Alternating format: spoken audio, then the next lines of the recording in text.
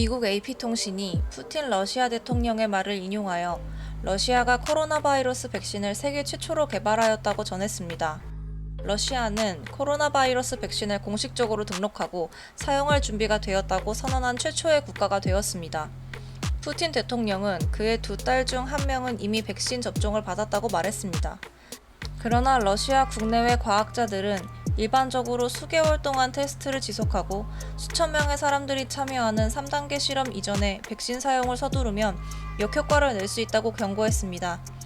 한편 지난달 미국, 영국, 캐나다는 러시아가 서방연구소의 백신 연구를 훔치기 위해 해커를 고용했다고 비난했으며 세계보건기구 WHO는 모든 백신 후보가 출시되기 전 모든 단계의 테스트를 거쳐야 한다고 말했습니다.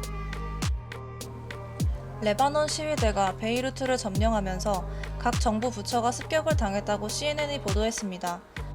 베이루트 폭발이 일어난 지 5일 만에 레바논을 지배하고 있는 엘리트 집단의 몰락을 촉구하는 시위대에 의해 은행협회 건물을 포함한 각 부처의 건물들이 점거당하고 불길에 휩싸였습니다. 한편 하산 디아브 레바논 총리는 베이루트 전 총리의 사임 요구에 직면해 조기 총선을 실시하겠다고 선언했습니다.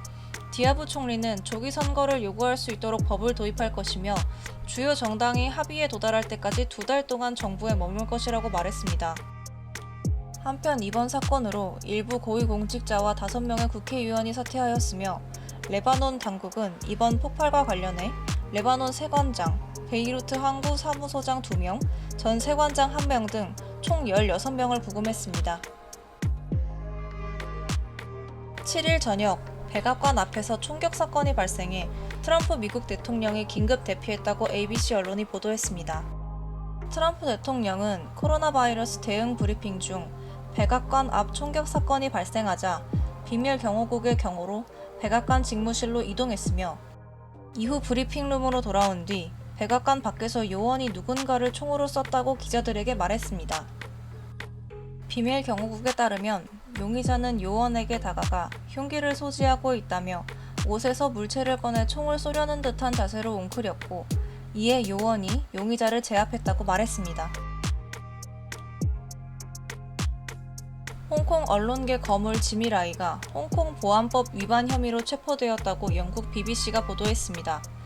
의류 브랜드 지오다노의 창업주이자 홍콩 언론계의 거물 지미 라이가 외세 결탁 등 국가보안법 위반 혐의로 체포되었으며 홍콩 경찰은 그의 신문사 사무실 압수수색을 진행했습니다. 지미 라이는 홍콩 민주주의에 대해 계속 목소리를 내왔으며 지난해 홍콩 시위를 지지하기도 했습니다.